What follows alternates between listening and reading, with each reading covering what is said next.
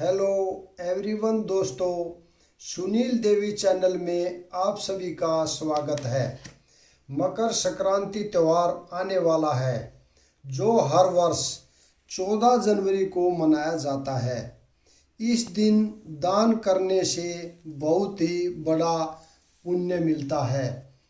दान में आप कुछ भी श्रद्धा अनुसार दान कर सकते हैं।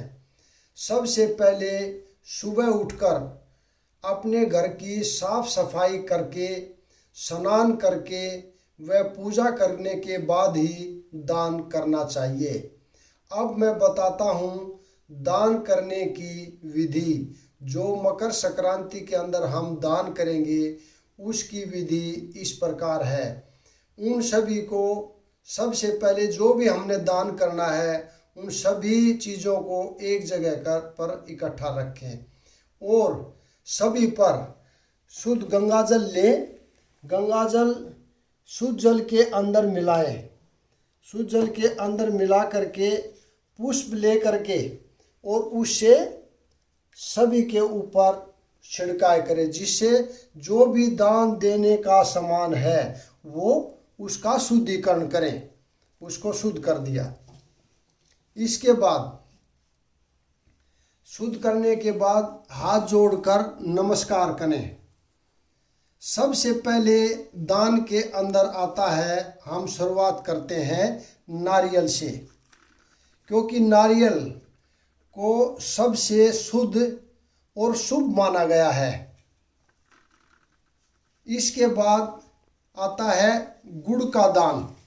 गुड़ का दान मकर संक्रांति के अंदर बहुत ही पुण्य माना जाता है। गुड़ का दान करने से संबंधों में हमेशा मिठास बनी रहती है।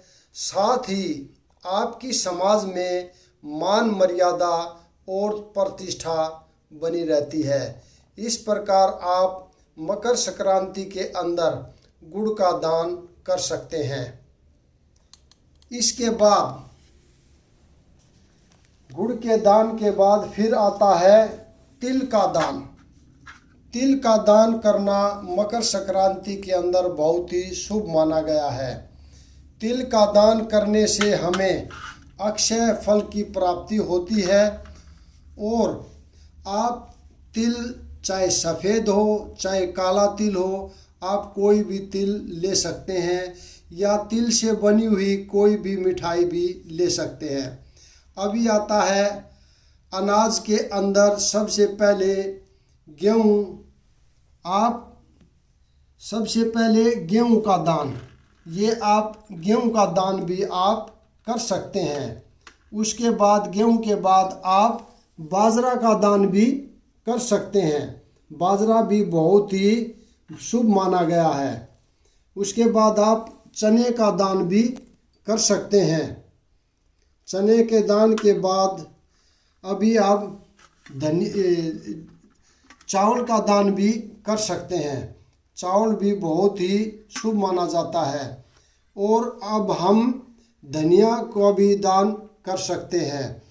धनिया, क्योंकि धनिया माता लक्ष्मी व भगवान कुबेर का अति प्रिय है और धनिया धन का प्रतीक है। हम लड्डू का भी दान कर सकते हैं। ये देखो लड्डू बना रखे, हम इनका दान भी कर सकते हैं। लड्डू बना करके आप मूंगफली का भी दान कर सकते हैं। आप घी का दान कर सकते हैं, क्योंकि घी के से जो ज्योति जलाते हैं, दीप दान करते हैं, प्रज्वलित करते हैं, तो इसका दान भी बहुत। अगर हम बड़ा दान नहीं कर सकते तो हम मोमबत्ती और माचिस का भी दान कर सकते हैं, क्योंकि ये भी एक बहुत बड़ा पुण्य का दान है।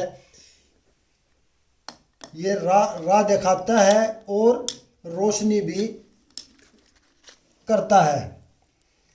अभी हम लेते हैं, ये था संक्रांत के दिन दान करना। अभी हम लेते हैं 100 सेरा का प्रण। अगर संक्रांत के अंदर कोई भी 100 सेरा का प्रण लेता है तो संक्रांत के दिन से लेकर के 100 दिन तक हर दिन 1 kg जो मैं बताता हूँ उनमें से कोई भी चीज़ हम बांट सकते हैं। जैसे फ्रूट के अंदर अमरूद है, अनार है, एप्पल है, किन्नू है, या हरी सब्जियां कोई भी मटर है, घिया है, करेला है, भिंडी है, वो भी हम बांट सकते हैं। इनके अंदर कोई भी चीज़ 1 kg हमने 100 दिन तक लगातार बांटनी है, क्योंकि जो प्रण लेते हैं उसको वो पूरा तभी माना जाता है, उद्यापन उसका तभी माना जाता है। अगली संक्रांत के अंदर उसका उद्यापन होता है, उसका तभी फल मिलता है, तब हम 100 दिन तक लगातार बांटते हैं। और इस दिन हम, जैसे ये ड्रेस है, हम ड्रेस का भी दान कर सकते हैं। ये सूट है, सूट का भी हम दान कर सकते हैं। ये भी सूट है, इसका भी दान हम कर सकते हैं। जर्सी है, ये जर्सी का दान इस दिन बहुत ही पुण्य का दान है, क्योंकि अगर हम किसी भी गरीब को ये दान करते हैं तो उससे सर्दी से उसको बचाव मिलता है, तो वो भी पुण्य को प्राप्त होता है। इसलिए जर्सी का दान भी बहुत ही अच्छा दान माना गया है। इसके साथ ही जर्सी के साथ शॉल का दान, शाल का दान भी बहुत अच्छा दान है, क्योंकि सर्दी का बचाव के लिए यह शाल का दान अच्छा होता है और पुण्य का काम होता है। हम कंबल का भी दान कर सकते हैं। ये कोई भी ब्लैंकेट लेकर के, चाहे छोटा हो या बड़ा हो, ये नहीं, आप अपने श्रद्धा अनुसार कैसा भी लेकर के बांट सकते हैं। और अगर इनसे बजट कम है तो हम सॉक्स भी बांट सकते हैं, क्योंकि इनसे भी सर्दी का बचाव होता है, इनको भी हम बांट सकते हैं। और हम रुमाल को भी बांट सकते हैं।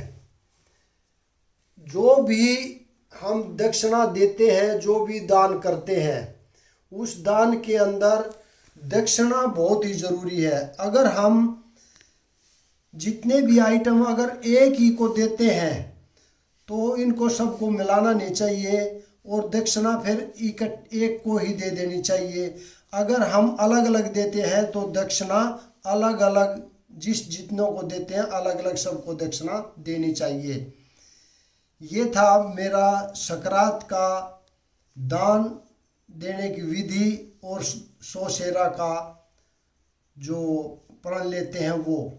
अगर वीडियो थोड़ी सी भी अच्छी लगी हो तो आप सभी से अनुरोध है कि वीडियो को ज़्यादा से ज़्यादा शेयर करें, लाइक करें और कमेंट करना न भूलें। मेरी तरफ से मकर संक्रांति की आप सभी को मुबारकबाद एवं शुभकामनाएं। आप सभी को हाथ जोड़कर राम राम।